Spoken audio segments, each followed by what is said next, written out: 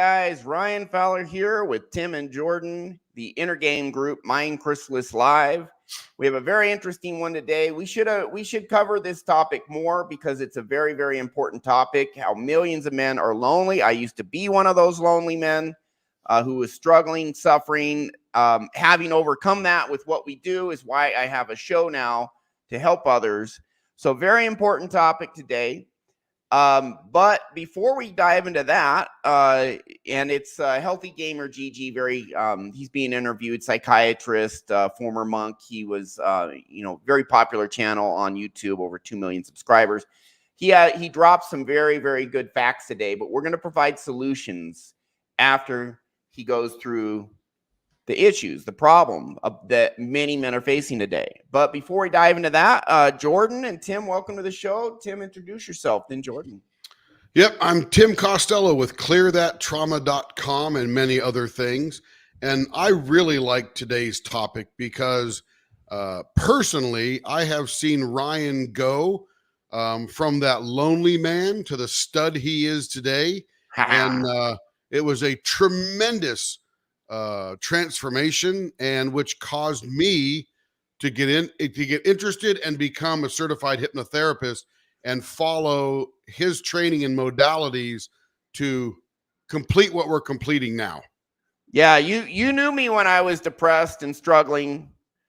And actually, when you knew me, I'd probably cleared about half of my depression at that point with 12 years of therapy or however long I did it at that point. It used to be much worse. But you see how I am now.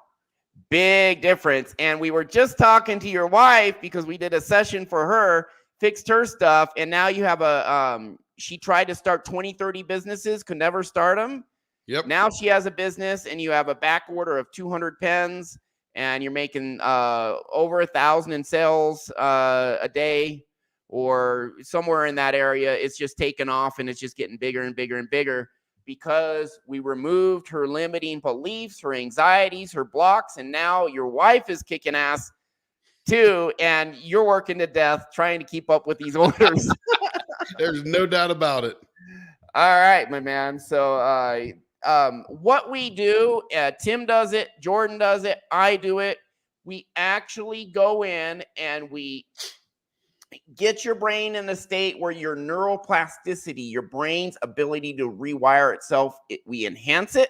And then we go in and we actually change these parts of your brains that have belief systems that make people struggle. We go in and we change it and we fix it. And everyone's different. There's about 5-6% of people we can't help. But most people, the vast majority, we come to and we change lives. Hundreds and hundreds, probably thousands at this point, between all three of us, of lives changed, nuclear-powered stuff. But before we dive, so we got solutions. We're not just going to talk about the problem today. But before we get into that, Jordan, introduce yourself, my man. I just want to apologize to the audience. We almost had our outfits coordinated today. Ryan, we'll work on it. Didn't get the red memo. Oh, sorry, bro. Yeah. Close.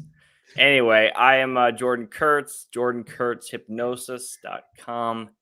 I am like these two. I'm a hypnotist. I help you find your limiting beliefs and remove them and replace them with much better ones. All right. Thank you, Jordan. So very informative video interview we're going to look at today and then provide solutions. But talking about solutions, you can try the solution out for yourself for free right now, because we have a free community with a free course on it and free self-hypnosis materials. It's not just self-hypnosis, passively listening to this audio. We actually show you how to locate traumatic beliefs in your subconscious and then use the audio to go in, rewire your brain, fix it, all free. And that is on our school.com MindChrysalis platform. Go down into the description. You'll see the link there.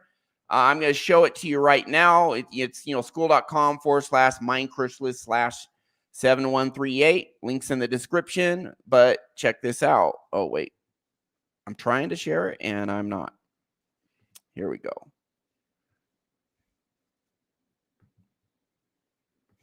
All right, here's our community, and this stuff really works. Look, we even have up here, this guy joined. He used the program. Look at him losing 48 pounds. I guess abstinent for 8 years. Fix that. Takes his kids on cruises. He went through a divorce and just cleared all that pain out. He says he's bulletproof now to manipulation and BS. This is the type of results people get. And you can go to the video section of my YouTube channel. There's 24 client interviews. I got another 3 to put up. One's coming up this week. I have other people to interview that we're changing lives. This is like powerful stuff. This is next generation stuff. You can go here, join the community for free. And then, so there's people helping each other out, sharing their stories, their struggles. But also you go to the classroom up here. And then boom, here's a free program, 6-part program, training videos, worksheets. There's a book on how your subconscious mind works and why it keeps you stuck. It's all free. So if you have procrastination, insecurities, anxiety, feeling not good enough, trapped anger, rage, if you're struggling and you know it's an internal struggle, which honestly pretty much always is, if you are struggling, invest in yourself. All it costs for this is your time. Give it a shot. You'll be glad you did. Free community right there. Solutions, not just talking about stuff, not just complaining like, so many content producers give you outrage. They complain. They show problems. We're giving solutions for free. And if you want a one-on-one session with us, hey, go for it. We'll do that too. But try it out. It will change your life.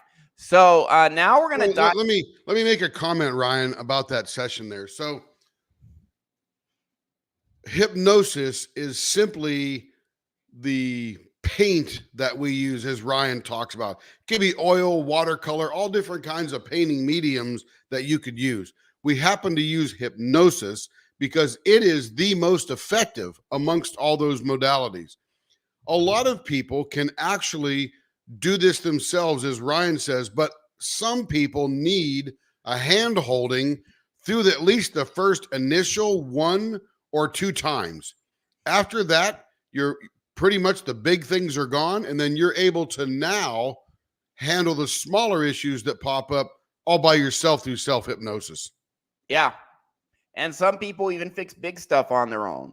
Absolutely. But you give one-on-one training to not only do a session and go in and fix stuff, but also train you how to be better at fixing yourself. And that's how nuclear powered this stuff is so powerful. People are fixing their lives. I have a video I'm going to post later this week. It's going to be part of a instructional video, but it's going to have a 3-minute interview with a guy who went to the school platform. I just showed you guys. I never even did a live session for him. And he hit me up and he said, and see Isocephi in the chat, he's doing good. So this guy you're going to see later this week, he just hit me up and we did a Zoom call and he's like, I did your free stuff and my procrastination, 1 self-hypnosis session, my lifelong procrastination was a 9 out of 10. I had so much resistance. Simple stuff seemed insurmountable. I just couldn't do it.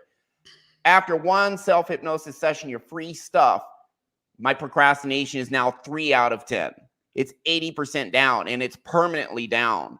And by the way, we can get that down to a 1 out of 10 or even a 0. He just got started. He just did the basic program. That's how powerful it is. So you're going to see that coming later this week. The video, probably about a week from now, it's going to be up and you're going to have yet another client interview showing the massive success. This is next generation technology. And it's not just hypnosis. That's about half of what we do. It's really also finding out what's in you and connecting to it so we can just go in and surgically remove it. Not actual surgery, but, we do not have a scalpel. Speaking, psychologically surgically right. removing it. So, all right, so let's dive into this. Leopard Leatherworks. Yeah, that's Tim's wife, and she has seen the results. I mean, 1 session. I did 1 session for her, and she's unstuck, and she quit her Walmart job because now Her dream business is making so much money. She's like, I'll make more money for my business, her own business. Yeah. And she had a good Walmart job. She was like management, you know. Yep. So, all right, onward and upward. Let's get to this clip. Men are struggling, men are lonely, men are suffering, and it's because we have a sick society that does not support men. And we're going to go into the facts and details here. Dr. K, who we're going to, his interview with the Diary of a CEO channel. Dr. K's a psychiatrist, a former monk. He helps a lot of, high-end CEOs and high-performing types, but also he helps a lot of like the incels, the guys in their basement playing video games all day, no girlfriend, kind of living a dead-end life. He helps a lot of them. Lost your mic, Ryan. Yeah. Can you hear me, Tim? Yep, I can hear you, Jordan. Okay, can you hear me again? Yep, gotcha. Yeah. I don't know what happened. All right, so we're going to switch to this, and we're just going to dive in and comment as applicable. All right.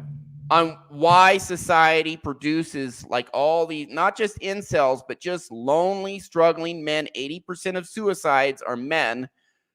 Why? What's going on? Here we go. Question, but before just to tee up that big question, you said you had this practice in Boston where you were working with sort of high profile individuals, etc. What is the full spectrum of individuals that you've spent time working with on a one-on-one basis or through your practice? I worked with people out of MIT, incubators, CEOs, entrepreneurs, things like that. So a lot of high performance people, but then I've also worked with like losers, let's say. So this is also more intensely. This is everything from 25-year-old kid who's living in his mom's basement playing video games all day to people who are even homeless. So I worked with like basically like the whole spectrum.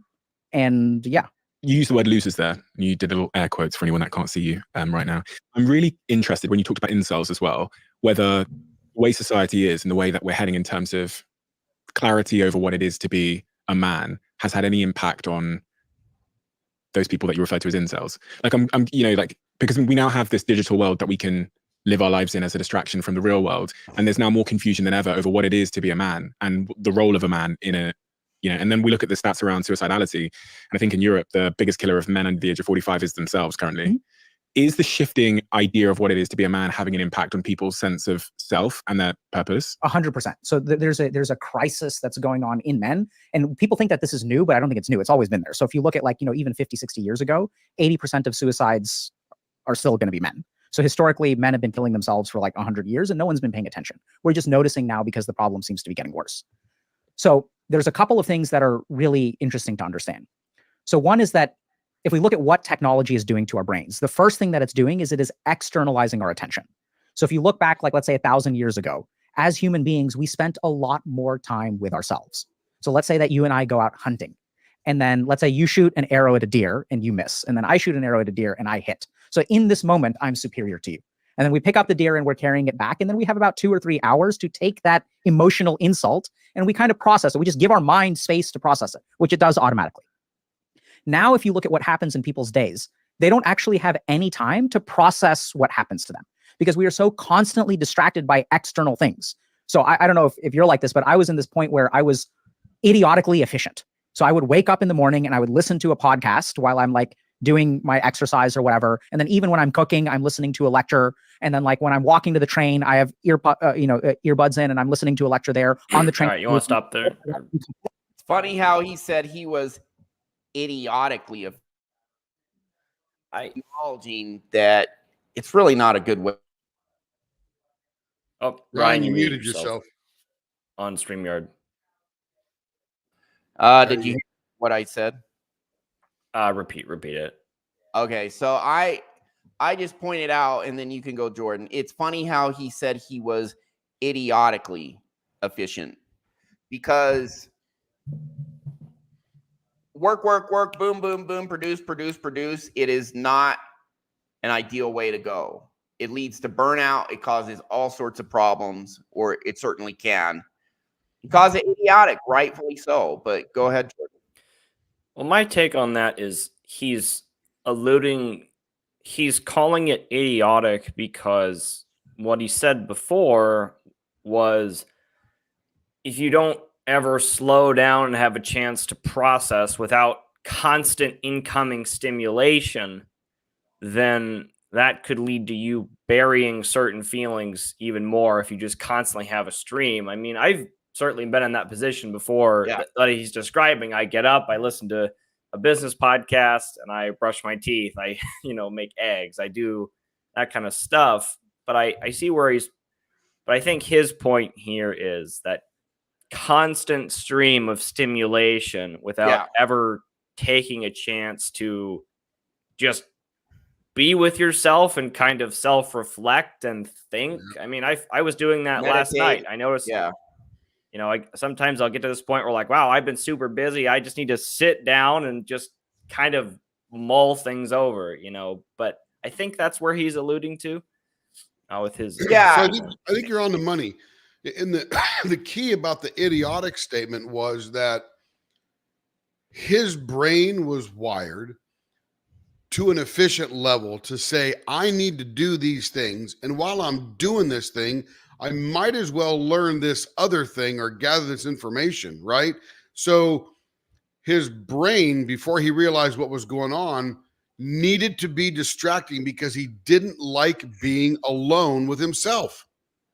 Right? Yeah. That's the key. So idiotically efficient means that he's multitasking. He's doing too many things at one time. And like you said, Jordan, he never turned off everything around him to just self-reflect, just peace and quiet. Go for a walk. Leave your earbuds at home. Leave your phone at home. Put the dang phone down. You got plenty of time to learn. You do need time to relax and connect. Yeah, and that's what I mean. So I'm not against being efficient. Yep. I'm not against working hard. I mean, I had one period last year. I worked like 35 days in a row. Because I had a lot to do, most of my work weeks, I'm working about probably 50 hours, sometimes more. I really don't like to go more than that. So I'm about hard work and efficiency and all that, but you got to have some downtime. You have to have some reflection time. You have to have some inner world time. It can't talk just be all to other people. Work, produce. You need to talk Get off to the other hamster people. Wheel every now and then. What's that? You need to talk to other people. Yeah, connect with others. Exactly, all of that. Yeah, you gotta have that balance, or there's going to be long-term consequences. Yep. And the model he uses is, he's alluding to like caveman days where you'd kill something and you'd walk back and you'd have time to process the emotion of this other hunter is better than myself. I'm not sure. Well, I mean, according to the science, entirely. 99% of our chronological existence, where our brain was evolving and developing, happen in that context. That is what our brain is optimized for, where we did have downtime, we did have reflection time. Yeah. But do you think that's but he's kind of trying to allude that that's without that reflection time, you build up this feelings of not good enough, and that's the cause. So think about it. I don't think it's just not good enough. I think it's stress. Yeah. I think it's stress with no relief from the stress or not enough. So the story he told was one hunter shot an arrow and missed the animal. The second hunter shot the arrow and hit the animal and killed it. They're both going to eat, but one guy would feel inferior to the other hunter. So as they have this time to walk back, he can have the process of, how do I get better? How do I aim better? How do I breathe better? How do I process? Oh, I am good enough. I just happen to miss one. I don't miss them all. I just missed this one. So you've got to have time to process all those thoughts on the way back to the cave. Then you butcher it, you have your meal, and everybody's good. We don't do that now. Well, and also they probably had time where they were traveling and talking. Yeah.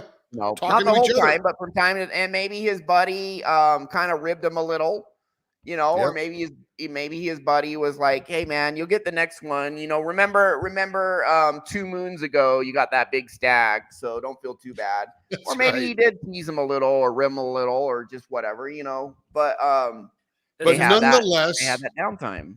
yeah, nonetheless, they had time to process all that emotion. Yeah, they weren't It on their says, like, phones going home swiping through Instagram, Right.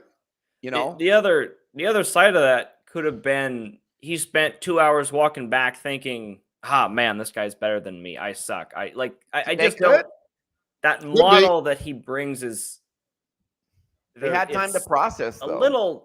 little too simple for my taste. But Well, I the understand what he's idea trying to was- say, there's but- more to come though. He's gonna Yeah, flesh it out. the quite a idea bit. was there's no time to process. That was the purpose Yes, of that. I discussion. agree with that. Because what happens in today's world? You get home from work, what do?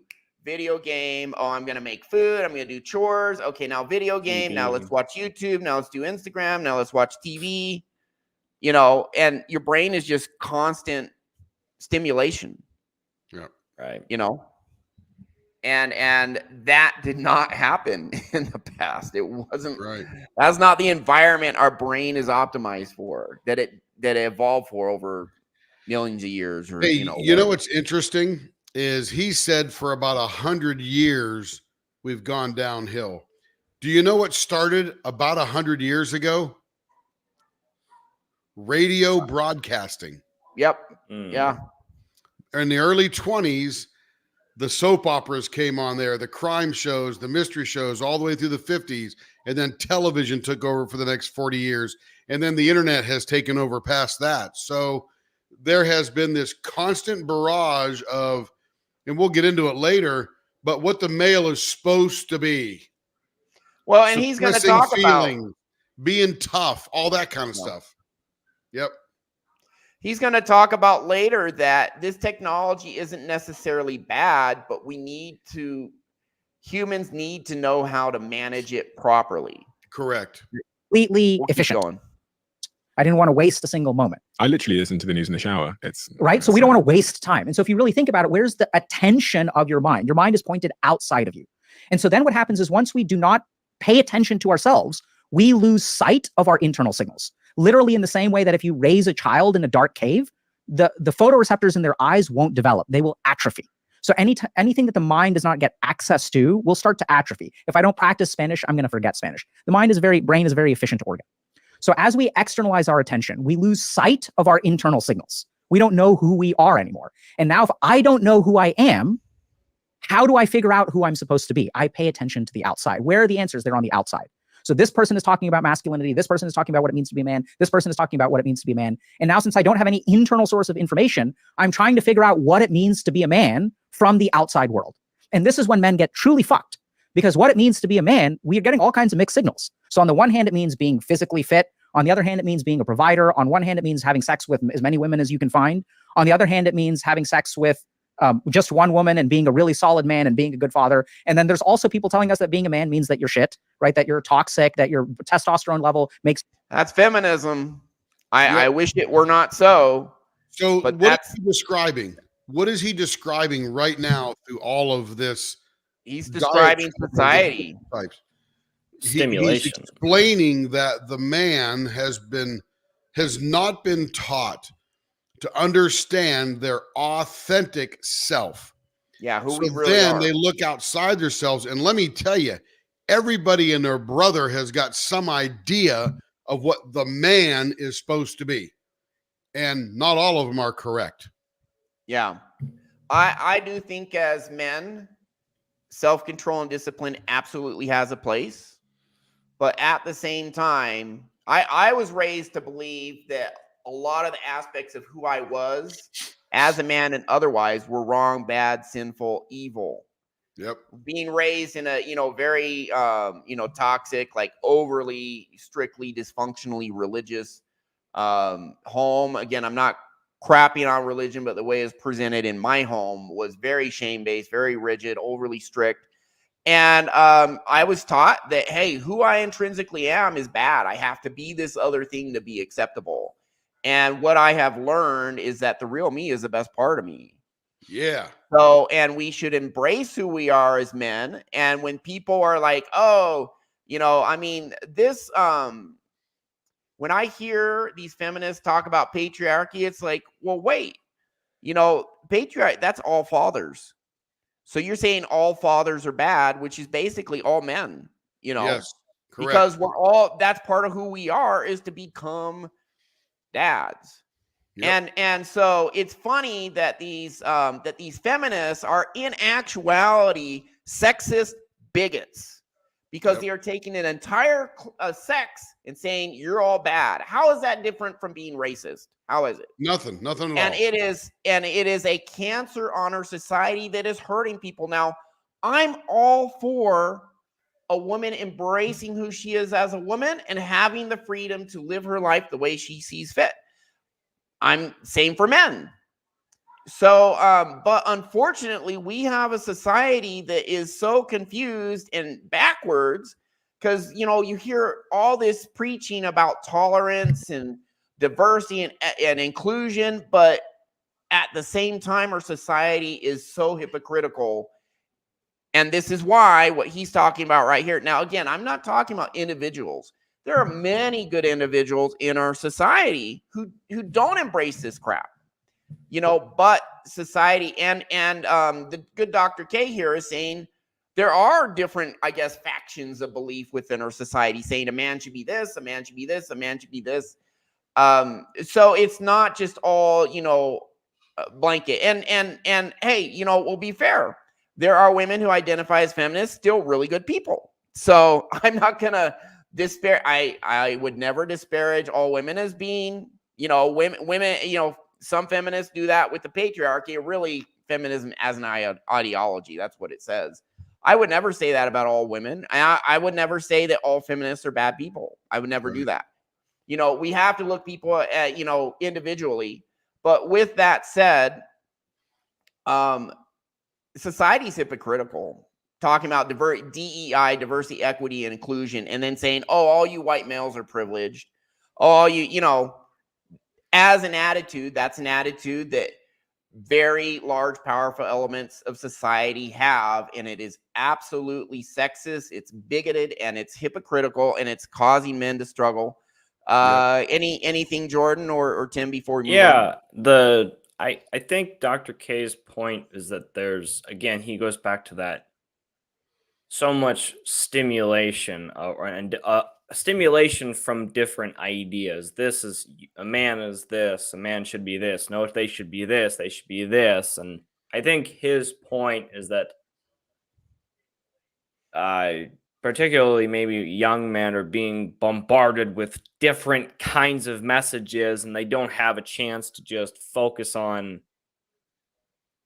or just they don't have a chance to maybe think for themselves about what it should be like. They've never been taught to think for themselves, and not the best guidance from their family. Many men, they're not getting good family guidance, their parents. This nature of, I slightly disagree with him saying, oh, it's just, you'll find it in yourself. It's like, well, we learn how to be based on I think there's based on our upbringing. Yeah.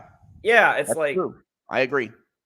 I don't think that is the point he seems to be alluding to is that absent all of those stimulations and absent all those ideas coming in and hitting you, you'd find what it means in yourself without any of that stuff. And I don't really know if that's true. I think guys will seek out that information because of they're being bombarded and they're trying to find something that resonates with them. So I don't know if I don't think people just, it seems like when guys come into that space, or the quote manosphere space, they're searching because they're struggling and they're looking for answers, and they're struggling with things in their daily lives, and they're looking for help. And so I don't know if I on for that. I don't think so. They get crap.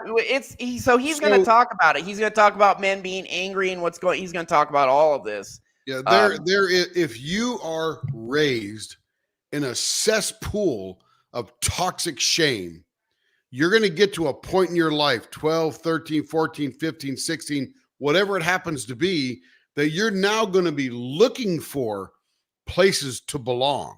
You're going to be looking for information, and you will have zero understanding of what the truth is for you. So, you know, it's tremendously confusing. But you're right, Jordan, and you're right, Ryan. We're all going to try to seek out that information and find it. And what Dr. K was saying is, here's one guy that says this and one guy that says that, and the other guy says you need all the women. The other guy says, no, you only need one woman. It's so confusing that if you don't know your authentic self and have some truth inside you, you don't know what to believe because you don't have that foundation. Yeah. Okay. I don't know if it is. See, that I think that was kind of me. Maybe I'll disagree a little bit. I don't know if it is confusing. I think those people will gravitate towards the advice that already matches what they believe. Absolutely. A little bit. And if they find they'll latch on to, like, they'll get hooked by one quote or something somebody said and then go down the rabbit hole that way. You know it. Yep. And then they'll block out everything else. Yeah, they're confused and they're grabbing onto something that matches. Okay. Yeah. Good comments, guys. Let's keep going. You violent, that you're evil, that you're privileged, that there's a patriarchy, all this kind of stuff. So we're getting all this information from the outside about what it means to be a man.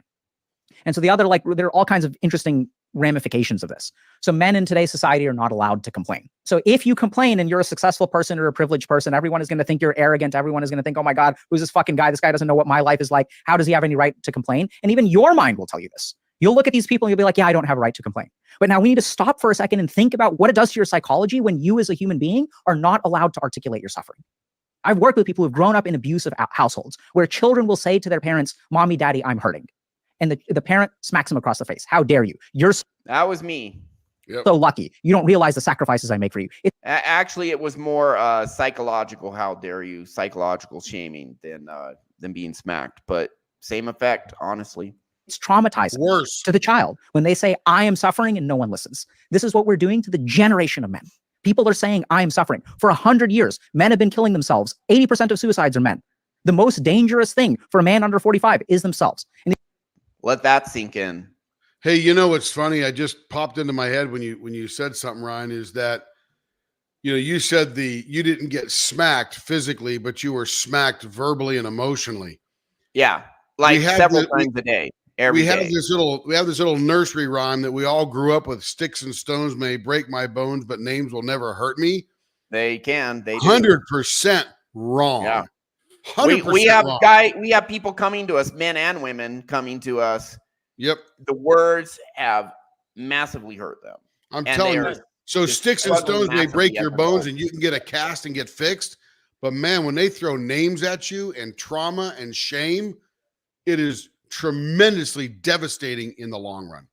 And like, if you think about it, why is, like, if you're in a relationship or something, or you have kids and it's not the fact, if you smack them, it's not really the fact that you hit them. It's not that pain. It's the psychology behind they might do it again. Right. I mean, you can get, if you're perhaps engaged in extracurricular activities and you're consensually doing that with a partner, perhaps that's not going to it's not the it's safe because it's the psychology behind why you're getting smacked is the issue. It's not the smack itself, because a smack isn't going to kill anybody. It's a message the kid gets and internalizes. Right. That's right. That's what causes trauma. It's the message the kid gets and internalizes. And again, the belief he forms. Just like Dr. Gabor Mate says, trauma is not what happens to you, that physical trauma maybe. It's how you feel about what happens to you. Right. Yeah. All right. Dr. Gabor Mate, man, one of my idols. Yep. Well, role model. Mentor. Role model. I don't know what to call him. He's a really good dude. I don't want to idolize him, but he's a total guru. One of my heroes for sure. Inspiration. That's a good word. And a hero. And these people have been literally killing themselves because no one has been listening to them. So in the same way that you grow up with as a child in a household that's abusive, where no one takes you seriously, no one listens to your suffering. And now we even have successful men who are not allowed. And then you go to school and get bullied. Yep. You know, to complain. There's a lot of people who grow up with no one on their. Muted yourself, Ryan. Well, yep, you're muted. No, you're muted on StreamYard. Yeah, I don't know why it keeps doing that. That's very strange. Anyways, there are a lot of kids who grow up with no one on their side. You know, girls and boys. They get bullied at school. Their parents don't have their back, or their parents are abusive. Their teachers are like, hey, why are you struggling in school or whatever? It's like no one just has their back. Right. And there are a lot of kids like that. And they grow up in an environment where, worst case, everyone's hostile to them. Best case, everyone ignores them. And that's the life of many children. And then they grow up and people are like, oh, look at that loser. Why is that person not performing? You know, why is that person just staying in his basement bedroom all day? You know, why doesn't he just get his act together? And it's tragic. It's really tragic. But that's why we help people, because we've had people come to us. I was one of those guys, and you know, struggling like that. And then what we do gets people to unconditionally love themselves, believe in their ability and value, embrace who they really are, and then just go out and kick ass. Muted again. Mute yourself again. I'm not doing it. It must be not doing it. That's very strange. Yeah. So, yeah, it just keeps doing it. It's really annoying. But that was Carrie. Yep. And Carrie got fixed, and now she's just taking off like a rocket. Love it. Love it. And we've seen it hundreds of times. Anything to add, guys, before we keep going? No. This part he's talking about here is developing a trauma of not belonging, including not to yourself.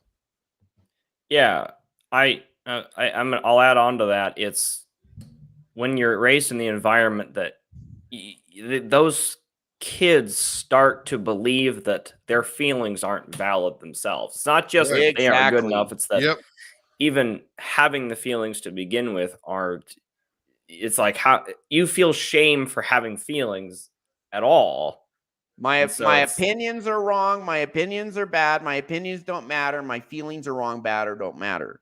Yep. And then you suppress, and then it comes out in all sorts of terrible ways later on. And what I was going to add is then you expect everyone around you to treat you that way. And so when you have, and when somebody, if you encounter someone in your life that doesn't treat you that way, that does act as though your feelings matter, you are oftentimes you might be repelled by that, or deeply suspicious disgusted. Or whatever. Yeah, right. It's very unfamiliar, and so ironically it keeps you trapped thinking that way, because anyone who doesn't treat you that way, you think maybe there's something wrong with them, and so it keeps you in that. Can't win.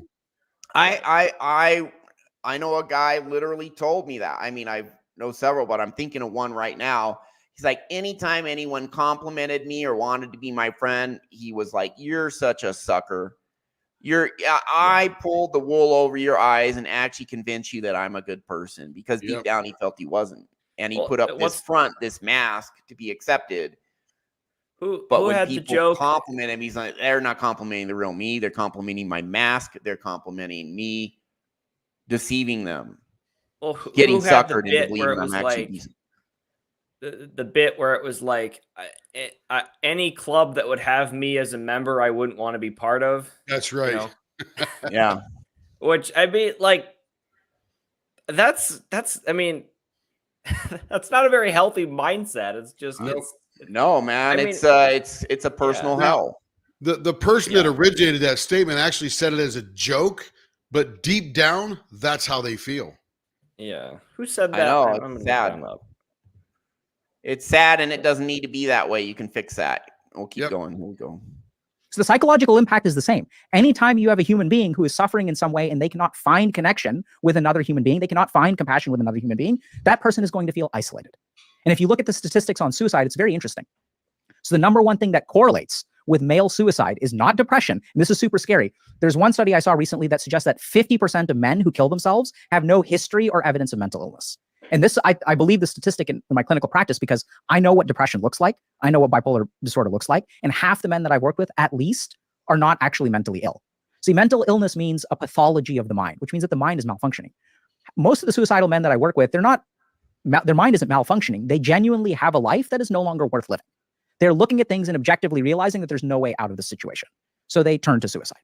So I know it's kind of like a very controversial statement, but I think that's what my clinical practice has shown. And there's some research to even back that up. So if we sort of look at what's going on with men, we're sort of, they have nowhere to turn to. And the number one thing that correlates with it is not mental illness, but is a sense of thwarted belongingness. So this is kind of like multivariate regression analysis. But basically what happens is what causes people to kill themselves is they try to connect with others and they get rejected. So it's specifically a very specific research term called thwarted belongingness. So I try to belong to a group, and that group, or multiple groups usually, will thwart my attempts to join the tribe, to join the community. And this is what actually correlates a lot with suicidality. So what's going on with men right now is that we really don't allow them to suffer, because then you're not manly. And we're so externalized with our attention that we're not connecting with ourselves. And so we're looking to other people to tell us what it means to be a man. But that may or may not work for you, right? That may have been what worked for them. The message is every aspect of you is wrong, unimportant, or bad. Even your suffering is bad. So you can't suffer. You can't do anything. You can't succeed and you can't lose. You just shouldn't exist. And then they self-delete. That's a message a lot of these men get. Very unfortunate. Yeah, So then we kind of get into this. Yeah, okay. The last 1 minute that he just said is we could literally do a whole show on that right there. Yeah. When you attempt to belong, you really believe deep down inside you don't belong. So it could be not the group thwarting you, but your interaction with that group not measuring up to what you think it should be, and you actually exiting that group all by yourself, even though you could blame the group. Now, there are times where you could blame the group, but I'm going to get back to his mental illness and pathology. There are genetic, hereditary, physical things that happen to the brain that cause you to be a certain way, functioning and whatever, where he's talking about the brain malfunctioning. Depression is rarely the brain malfunctioning, right? Addiction is rarely the brain malfunctioning. It's the brain being dysfunctional. Absolutely. There's actually a good reason it's doing what it's doing. Yeah, and Jordan often says this, we use the word bad, but he says there are maladaptive programs running in our subconscious that cause us to be dysfunctional. And, I said this to Ryan years ago, and I had no idea what I was saying, but I was sort of onto something. I said, dysfunctional behavior is the symptom of agency either being removed covertly or overtly. I understand that statement a lot more now because your agency is affected by your subconscious, right? Your independent, or your capacity for independent action and choice, right? Everybody can make decisions, but if you've been affected to a certain way through a cesspool of toxic shame, guess what? The devil did make you do it, right? You really don't have any control. And Dr. K says, I really had no control over my life. Well, everybody will say, yeah, you do have control. You can make choices. But no, your choices are so affected by your toxic shame and the subconscious programs that are developed in your subconscious as a youth that now you really can't make a correct decision. I mean, you're just unable to because your agency has been affected by that. So I'll leave that there for you guys. Yeah, I'm going to add somewhat on it. What's that? I'm stealing that agency quote.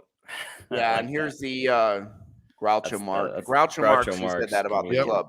I want to say, go ahead, Ryan. Jordan. You go, then I'll go. What was I going to say? Cesspool, agency, toxic shame, all that good stuff. Go ahead, Ryan. I lost my train of thought. All right. So for those of our audience that don't know the basics of how our subconscious develops, we're kids. We're born into this world. We have a little instinct. Beyond that, we know nothing. So what happens is we observe the world around us and we draw conclusions. We interpret what everything means as we're observing the world. We're forming beliefs. And if everything we're given as a kid is these dysfunctional belief systems, we literally get these beliefs in our mind that can become a prison that can keep us down, that can hold us back. And one thing that's really interesting, Dr. K hinted at this earlier, but hasn't really fleshed this out. And I don't think he does in this entire interview. So I want to make a very important point here. He talked about earlier, he was talking about we have no time to internally reflect and go into our internal world. So everything we get is external. And here's the problem. Here's what people don't understand. If you have a good internal world, you can be your own source of approval, validation, and love. You can generate that within you so that when the rest of the world is like, crapping on you or whatever, you can still be strong. That's right. If you know how to do that. So that does require having time for internal reflection, working on yourself. First, you have to get it in you. You have to get subconscious beliefs in you that actually believe this, that, hey, I'm good enough as I am. I have massive value just for who I am. It doesn't mean I'll get whatever I want. I got to work for that. Yep. But the more I do anything, the better I get at it. And so I just keep going until I get enough skill. I learn and grow until I get enough skill to get whatever I want. So you get these belief systems in you. You become your own source of love, validation, and approval. That is true, authentic confidence. People like that. People then gravitate to you. So you can become your own source of power when you have these good subconscious programs in you. But if no one ever teaches you that as a kid when you're growing up, if society gives you all these confusing, crappy methods, and then furthermore, we become so outward oriented, we never have, people never actually take the time to understand their emotions, go inside, fix stuff so that, fix whatever they need to fix internally so that they then make their internal world a source of their own love, validation, and approval, to give them this authentic deep down core self-belief, confidence in their ability and value. Man, once you have that, you will make friends if you want them. And we are wired to want them. We are social creatures because people will see that source of power within you and it is attractive. Yep. It is attractive. People like it. And in fact, people themselves who are struggling, they'll be like, what's this guy got that I don't? I've literally had people come to me and they're like, listen, man, I'm here. I don't know what you did, but my friend who was always a shy, bashful guy, this is a story. This literally happened. A guy came to me, wanted a session. He's like, I don't know what you did, but my friend was always shy and bashful. And then, 3 weeks ago, we were having a lunch. It was me and 30 coworkers. And in front of all the coworkers, he went to the waitress, asked her out, got her phone number, and now he's dating her. And he never had the balls to do that before. And she was very attractive. And he's like, what the hell did you do to give him that type of courage and balls? I want that. So he did a session with me, And that's the thing. When people see this in you, you will succeed. But if you're just shit on your entire life, but society, parents, bullies, etc., whatever, no wonder, man. No wonder men are struggling. And that's the whole point here is so many men, that is their experience of life. They're just never given any tools to generate that self-belief. Right. That's what we do. And then it changes lives profoundly. Did it for myself. So many others we've done it for. Go ahead. I found my thought. Okay. So when he was talking about how men will go out into social situations and constantly get rejected and they can't find a place, but that behavior is self reinforces the belief that's already inside them that I'm not good enough for other people. And so it's not just it becomes a vicious cycle of reinforcement. And so it's not just that they've done it once, is that every time they do it, they get rejected and it reinforces that belief. And the problem is the more times that happens, those individuals are almost more likely to self-sabotage themselves and to kind of cut the same groove every time, because that's what they believe internally. And so they're almost filtered to have those same experiences over and over again. And so that can be and if that happens for years and years and years, then they get to the point of self-deletion because it's self-fulfilling prophecy. Right. Ryan, you're muted again. You want to go back to the video? I don't know what's going on. You're good now. You're muted again. Something about your... I don't know what's going on. I think maybe it's my mic cable or something. I don't know. All right. Okay, now. Okay, cool. So moving on. And by the way, guys, we understand women do have their own unique challenges. A lot of, especially like teenage girls, there's a lot of teenage girls just like really depressed, really struggling right now. I'm thinking, I don't know whether it'll be next week or in a month or whenever, or 2 weeks, but we'll probably maybe bring on Carrie or my good friend Teresa Kuhn and maybe do a show on women's struggles, you know. Yep. Probably need to add them so that we get the full picture because, hey. So generally speaking, we're dudes. the struggles in society may be a little different, but the root of the problem is exactly the same. It is that subconscious programming, a lack of understanding your authentic self, and quite frankly, a lack of truth as to who you're supposed to be and what you're supposed to be. Yep, 100%. We'll keep going. This problem where we're disconnected from ourselves, and then like the world doesn't accept us, we're not allowed to suffer, and that's what creates the problem. What is the remedy to this? So I think the first thing is we must reconnect with ourselves, right? So when you're kind of saying like, why does everyone think, oh, I need to like achieve this, I need to make this money and things like that? Yeah, we just said all this, but hey, great minds think alike, right? He knows, but we have a better solution than he does, straight up. Where did you learn that you should do all that? You learned. Well, I'll say for the majority of people, that's our firm belief. Well, my only counter to that is like, that's the problem is people don't want to connect with themselves because how they feel inside is painful. I don't know if I think that, but people have saying to that get is better. So hang on a second. He just said, and millions of people will hear, we just need to reconnect with ourselves. Now, how do you reconnect with yourself? And by the way, what are you reconnecting to? Yeah, that's the first. That's the first part. That's the first step. Oh, I need a psychologist. I need a therapist. Let me go find somebody who lives in that traditional cognitive behavioral therapy, family and therapists. I mean, all that kind of stuff, right? That's where they're going to go. And what they're going to do is they're going to sit and pay somebody a lot of money to sit around and talk about trying to reconnect. And then they don't fix it. No idea what. And it generally doesn't get fixed completely. Yeah. You need something to connect. The first step. It's not the entire solution. Go ahead. It's like reconnecting would be great if you already had those positive beliefs inside of you. Yes. What happens if you don't? What happens if you reconnect and what's in your core is I'm a total piece of shit? That's right.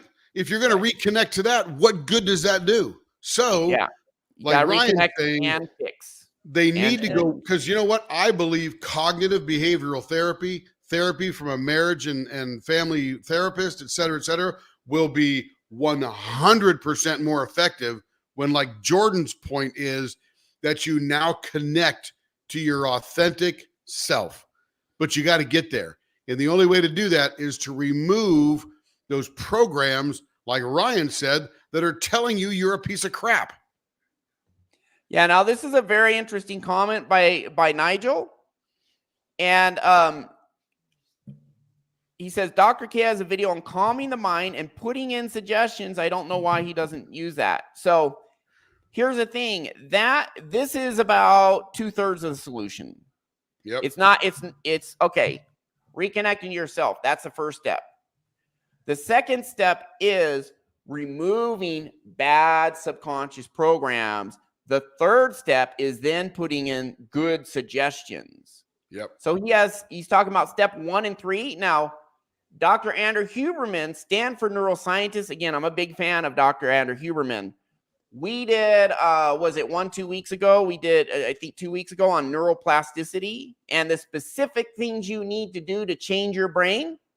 And he says in that, again, you can go back to the show we did on it.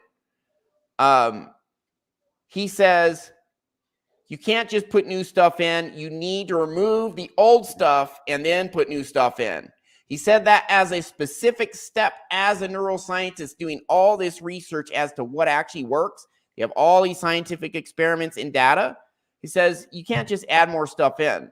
You gotta get, there's not enough space. That this bad program that contradicts with the good stuff is going to keep the good stuff from getting in until you first get that out. Yep. So this is why people will listen to like these subliminal messages and do affirmations and all this other stuff, and it helps them minimally. Imagine your brain like a container filled with tar. That would be a brain with just full of bad subconscious programs. Be a container full of tar. Now take some clean water. Try pour it into that container. How much is going to get in? A little bit, but not much because it's full of tar. It's not going to you're not going to pour in that water and then that tar is just going to jump out and all that water automatic. No, you got to scoop out that tar to create space to then put in clean water. And so again, this is steps 1 and 3, but not step 2 of a 3-step process. And right. Well, it's actually 4 steps. You got to make your brain neuroplastic. You actually Right. need to take specific steps to make your brain, put your brain in position where it can be changed. And again, Dr. Huberman went deep into the science on this, and we actually apply all of the steps he said. We apply and do it. Yep. He's theory, we are practical application. And if you don't get all the steps right, it drastically reduces the effectiveness. Correct.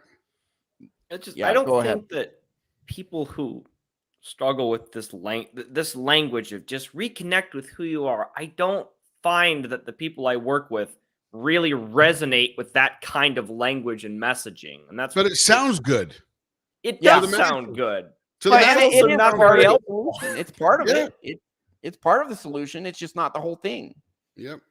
And unless you have all the steps together, once you put all the steps together, all of a sudden the benefit increases 20-fold. I am not kidding. 20-fold, 50-fold. Just go on my YouTube channel, watch the videos, and people are like, 1 session with Ryan, and boom, I double my income. Yep.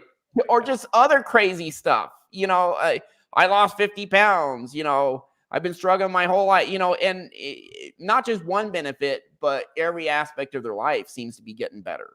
Yep. So you get all the steps together, and it's like, it's like the heavens open. Yes. But you really got to do it all. Otherwise, you're just getting a little benefit here, a little benefit there, a little benefit there. But when you combine it together, the whole is much greater than the sum of the parts. When you do all the process. Let's talk about this before we wrap this up. But yeah, and why does your maladaptive programming take over everything that you attempt to do consciously? Because your brain thinks it's trying to help you survive. Conscious effort that's running right now, watching videos, making pancakes, driving the car, whatever, generally making decisions, runs at about 40 beats per second. Your subconscious, with all of its programming running the software of your life, is running at 40,000 bits per second. So guess what? You can cognitively overcome a little bit, but eventually that subconscious is going to win out, and the devil made me do it's going to come right back in. Yeah. The subconscious is so much more powerful and affects so much more of your behavior than your conscious mind. It is a supercomputer. So work on that. And that's what we do. We work directly on the subconscious to change it. Okay. Yes, sir. Keep going. All that from the we'll do we got about a minute. Yeah, we'll do a little bit more here. Okay.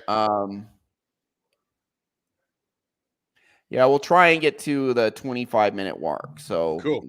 We'll go through this. Instagram, right? So we get fed all of these ideas because if you look at all these influencers, what are they doing? They're never crying. They're smiling. Some of them will even pay very attractive women to take pictures with them. Well, some of them are crying, but they're crying and uploading it for ulterior motives, right? Absolutely. And I think a lot of them are genuinely suffering too. But then it's also like, I mean, there's all kinds of weird stuff going on. So one thing is like people say that we don't allow men to be emotional nowadays, but people say, oh, men are allowed to cry.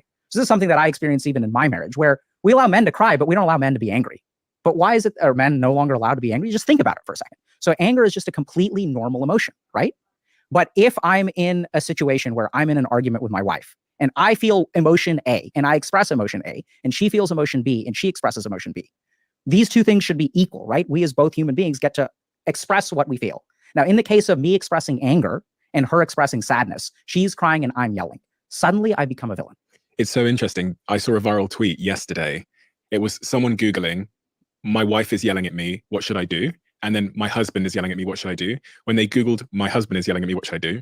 Domestic violence helpline comes up as like a Google pop-up.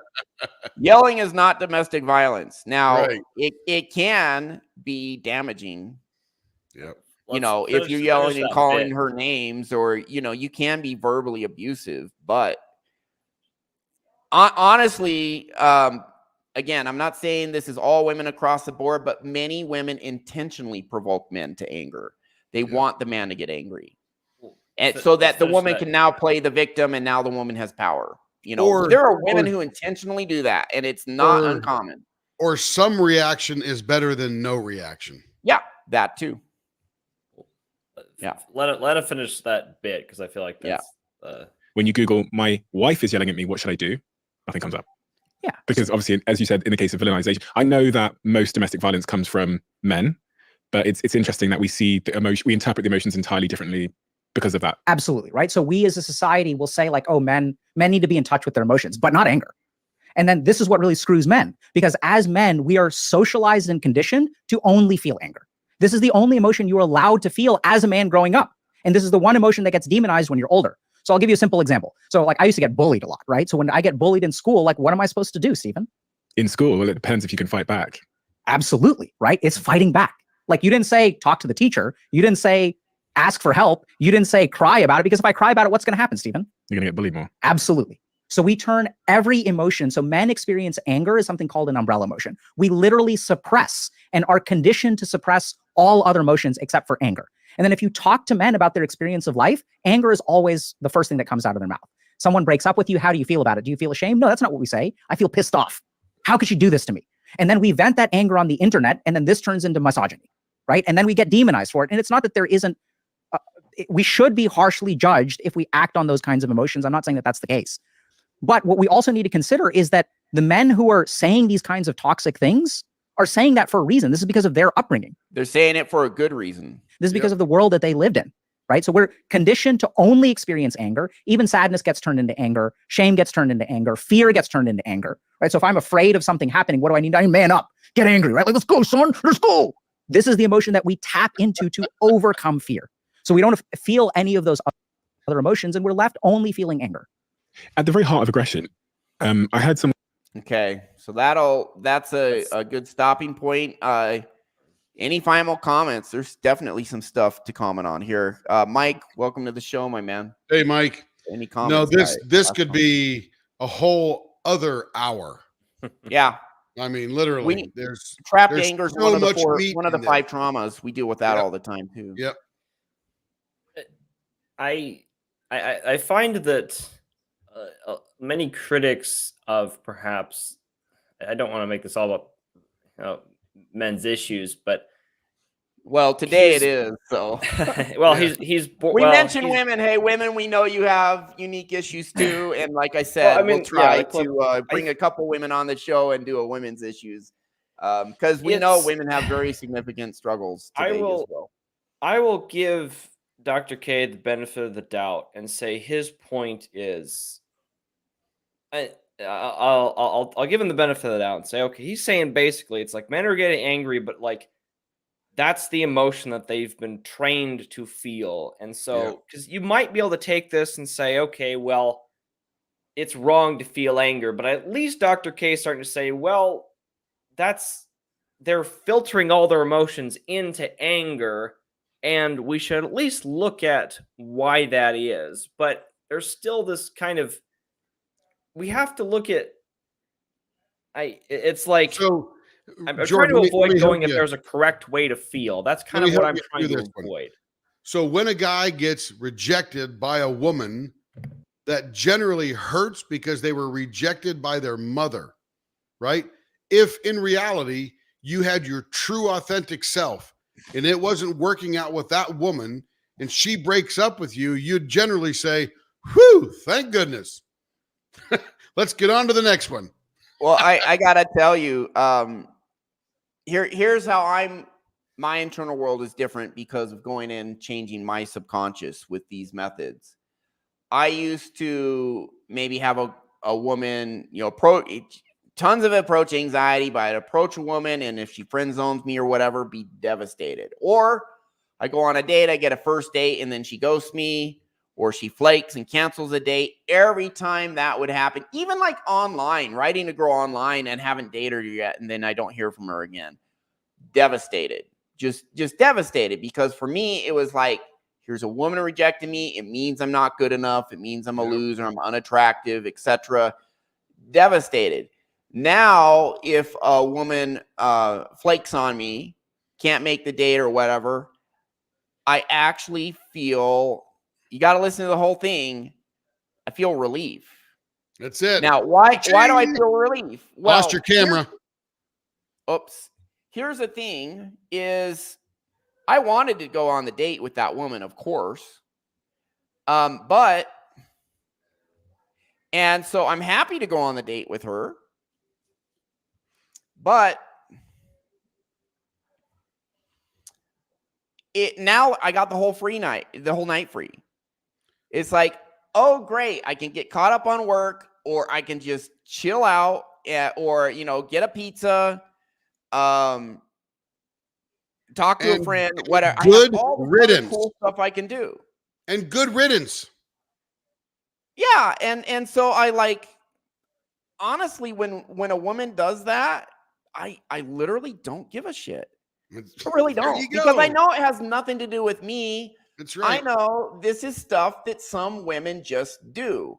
They'll do it to each other. And again, it's not all women. There are definitely some reliable women out there. But some women are just like that. They're just flaky. Or, women, their emotions come and go. It's just kind of part of being a woman, is they're hot one moment, they're cold another moment. That happens. And I know I'm right, because I've had several women tell me this. There's YouTube videos about women talking about their emotions, and it's tied to their menstrual cycle, among other things, not the only thing. And I'm just like, cool, man, I can relax tonight. Man, you know what? I've been high on work, and I can get caught up, and I feel relieved. I actually feel good. And then when I go on a date, I feel pretty good too. So Either way, it's like win-win. That's 100%. Yeah. Yeah. So that's our show for today. So guys have a lot of challenges in our world today. The good news is you have the power to change your internal world. The interesting thing about our world today is there's so many challenges. There's so much dysfunction, so much deception in our world. And if you have the dysfunction, the deception, you can be struggling mightily.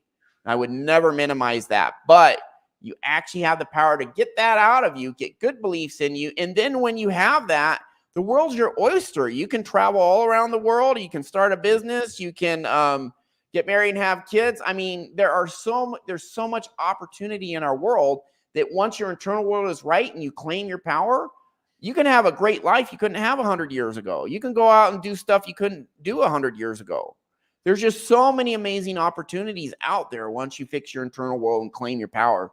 Go out and have a great life now. So unprecedented challenges in many ways, not across the board, but in many ways there's unprecedented challenges and struggles today, but also unprecedented opportunity once you get your internal world right. You really do have more power than you know. Anything to add, Tim or Jordan, before we sign off? Hours and hours more to discuss, but nothing to add right now. Yeah, I can go on for another 2 hours. Yeah. All right. So that's our show for today. Invest in yourself. Learn the techniques we have. Get started for free. Upgrade your life. It's not just information on the school MindChrysalis platform. It's solutions there, and it's free. Go there, try it out, invest in yourself, claim your power, and then you will find out that truly you do, just like we find out, you do truly have, in this day and age, you're not powerless, you're not helpless. Once you get the good knowledge and use it, you truly do have more power than you know. That's our show.